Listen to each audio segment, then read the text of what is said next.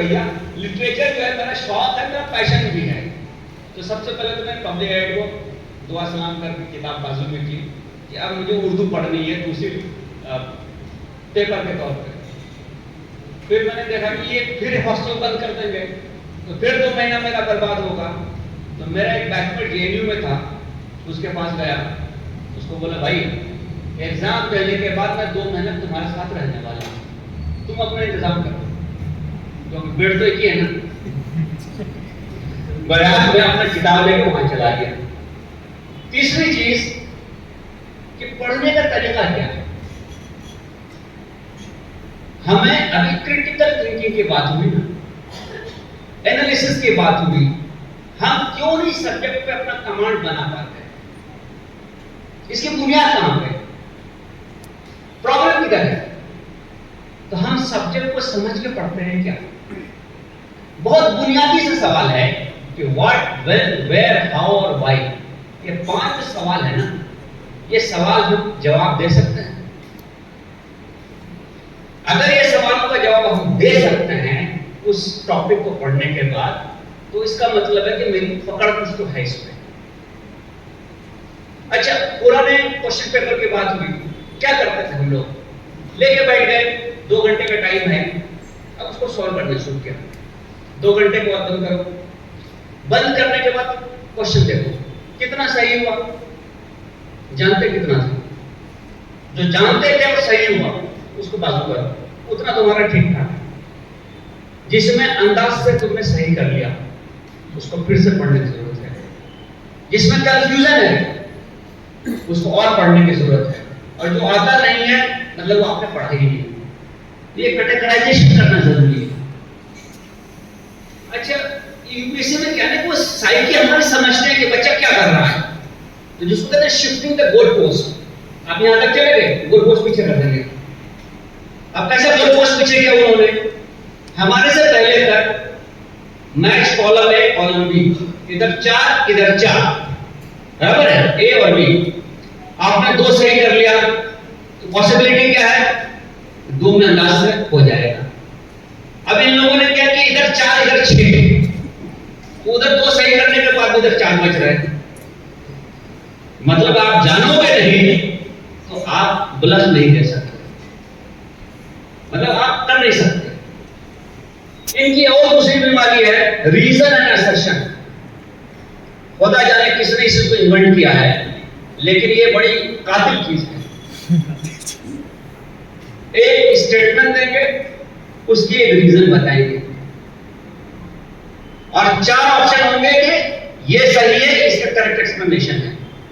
अगर जब तक कोर कॉम्पिटेंस आपका नहीं है उस टॉपिक पे, आप रीजन असर्शन में शहीद हो जाइएगा। आपको शहादत वही नसीब हो जाएगी और आपका नाम क्वालिफाई करने वाले लोगों में नहीं होगा। तो होता क्या है कि पहले 60 क्वेश्चन बहुत बढ़िया हो जाते हैं 100 में, उसके बाद 10-15 क्वेश्चन ठीक ठाक हो जाते हैं। ये लास्ट के जो 22-25 क्वेश्चन होते हैं ना, सिलेक्शन वहीं पे कि आपको आता है कि नहीं आता है, वो बराबर समझा लेंगे, आपको पता लगा लेते हैं। क्योंकि अब मैं भी बहुत सारे इंटरव्यू में बैठा हूँ एमपीएससी के, तो बात समझ में आ जाती है कि बच्चे में कितना दम है और ये कहां दाएं बाएं घूमेगा और मैं इसको ब्लॉक कहां से करूंगा। ये दाना और उसका जो कवरिंग है, चावल निकल जाता है अलग, भूसा अलग हो जाता है ना, तो चावल को अलग करना भूसे से, ये यूपीएससी की महारत है, वो बराबर आपको सीधा करके लाएंगे। तो बात ये हो गई। तो उससे मैंने सीखा कि मुझे क्या करना है।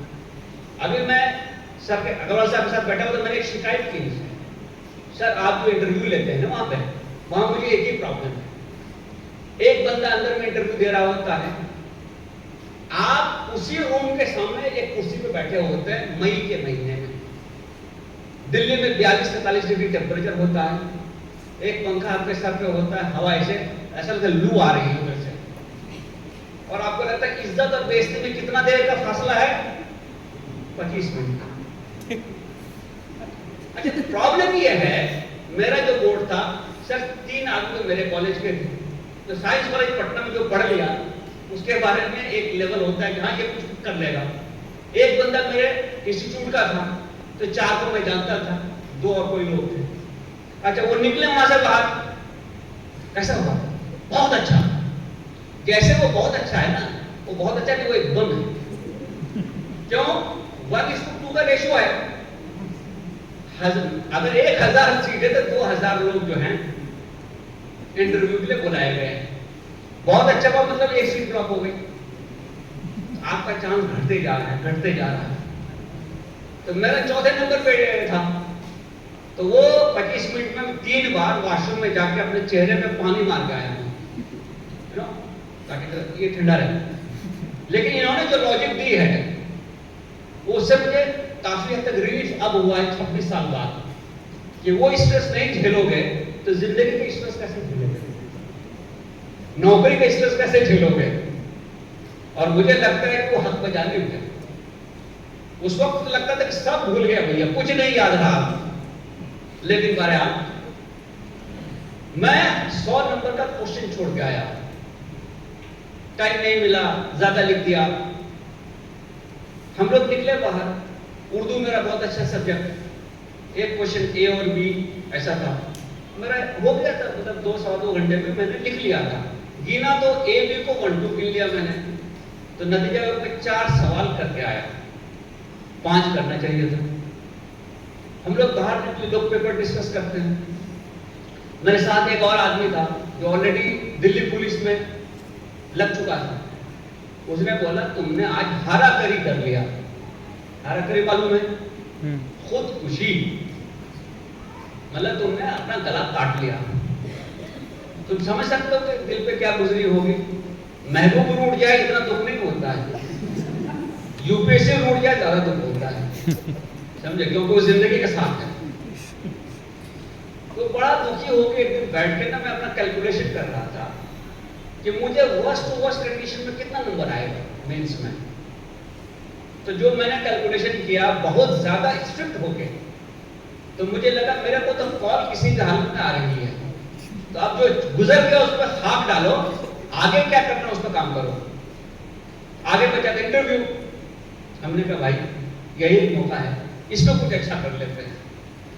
तो जो अच्छा करने की आपके अंदर ये जज्बा हो ना, तो आपको धीरे धीरे इंप्रूवमेंट की तरफ लेके जाता है। हमने कोशिश की, मैं गांव का आदमी, पटना में पढ़ा हुआ, जिंदगी में पहला इंटरव्यू गया यूपीएससी में, और मेरी हालत जो थी मैंने बताया आपको, तो मुझे कॉल किया।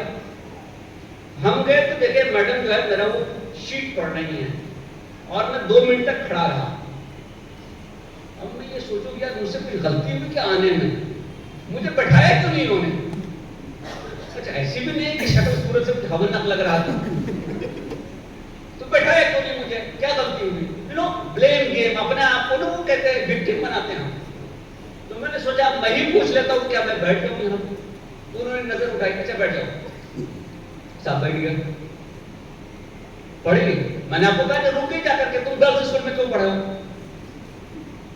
तो गर्ल्स स्कूल में क्यों पढ़े हो उसका जवाब मालूम होना चाहिए ना। तो चूंकि अपना बायोडेटा में खुद भी पढ़ गया था, तो जवाब अपने को आना चाहिए और सच्चा जवाब होना चाहिए। तो मैंने कहा मैं गांव से हूँ, बिहार के। गांव में एक ही स्कूल था, वो लड़के लड़कों को भी पढ़ाते थे, सो मेरा एडमिशन मेरे वालिद साहब ने वहां करा दिया। अब उसके आगे चले गए हॉबी पे, मैंने लिखा डिबेट। पूछ लेंगे डिबेट कैसे हॉबी है, तो आपको मालूम होना चाहिए हॉबी क्या है। जैसे अभी इन्होंने बताया लिबर्टी क्या है, तो हॉबी क्या है। हॉबी वो चीज है जो आप अपना फ्री टाइम में करते हैं, जिसको करके आपको खुशी होती है। तो मैंने उसका जवाब दिया कि इसलिए मेरे लिए हॉबी है। बोला अच्छा ऐसी बात है, लव मैरिज के 4 आइडियाज को बोले 1 मिनट। अब यार कुछ और पूछ लेती लव मैरिज, वहीं पे मैंने कुछ बात की उनको, 1 मिनट 4, 1 मिनट अगेंस्ट। फिर जो है गुफ्तगू दूसरे ढंग पे चलती गई। तो जब आप जवाब देने लगते हैं ना, तो आपको धीरे धीरे ये पता लगता है कि लेवल क्वेश्चन के ऊपर हो रहा है ना। मुझे लगने लगा कि ये क्वेश्चन ऊपर जा रहा है, मतलब मेरा इंटरव्यू ठीक ठाक चल रहा है, थोड़ा कॉन्फिडेंस आता है कि हम इतने भी नालायक नहीं हैं। बहरहाल करते कराते मुझे उन्होंने 18-20 मिनट में निकाल बाहर किया वहां से। मैं आता बाहर, दूसरों का 40 मिनट इंटरव्यू चलता है, मैंने कहा मुझे 18 मिनट में निकाल दिया। तो फिर अपने को लगता है क्या प्रॉब्लम है कुछ। लेकिन अब जब मैं खुद इंटरव्यू बोर्ड में बैठता हूं तो मुझे ये बात मालूम होती है, पता चल जाता है आपके अंदर स्पार्क है कि नहीं है, यू नो। बैटरी में अगर स्पार्क नहीं हो ना, करंट नहीं बनेगा। तो सिविल सर्विस या यूपीएससी या कोई ऑर्गेनाइजेशन क्या देखती है कि मैं किस काम के लिए बंदे ढूंढ रहा हूं, इस बंदे में वो स्पार्क है क्या, मटेरियल है क्या, उस पत्थर में हीरा है क्या। काटना तो हमारा काम है ना, या ट्रेनिंग में काट देंगे इसको, लेकिन पहले वो हीरा है क्या। तो अगर आपके अंदर हीरा नहीं है तो क्या होगा, डीपीआर कॉल का वोट बहुत कड़क है। बदकिस्मती अगर तुम्हारी हो गई तो तुम फंसोगे वहां पे।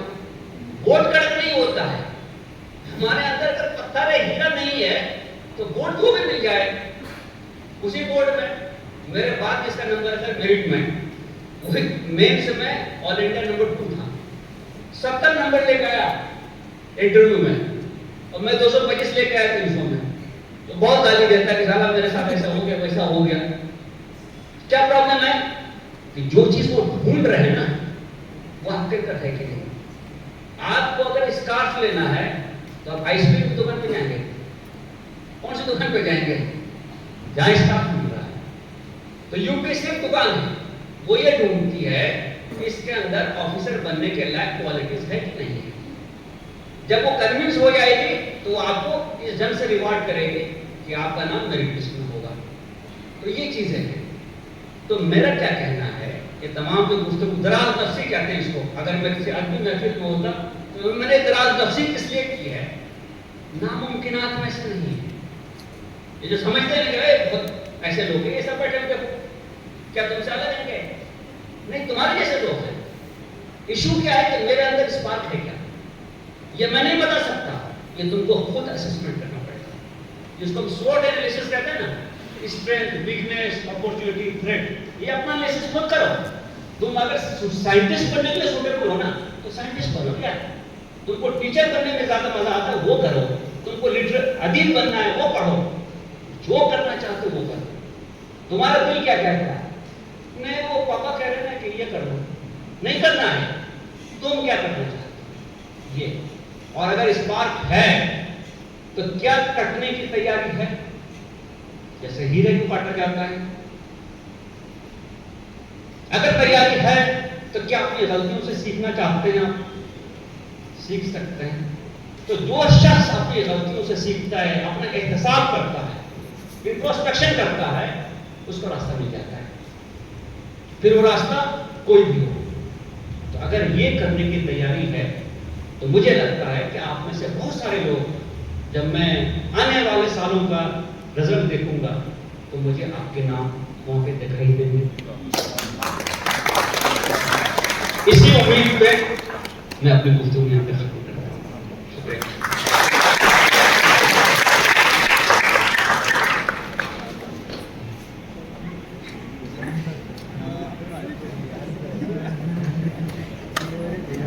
बहुत शुक्रिया, बहुत बहुत शुक्रिया जनाब Faisal Khalid sahab, additional director general of police Maharashtra state.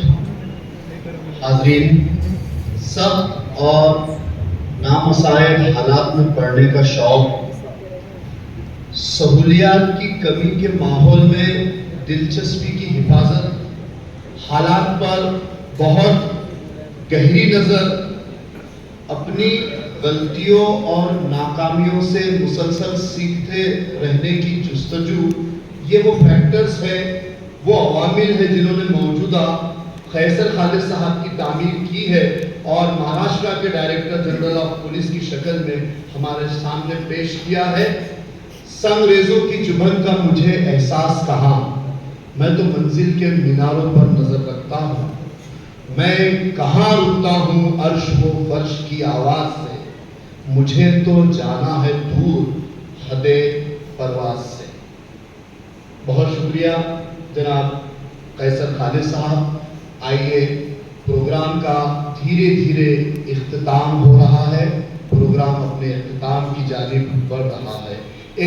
एक सवाल जो हमारे मेहमानान ने उठाए है वो तादाद सामाईन के ताल्लुक से उठाए है, लेकिन दूसरी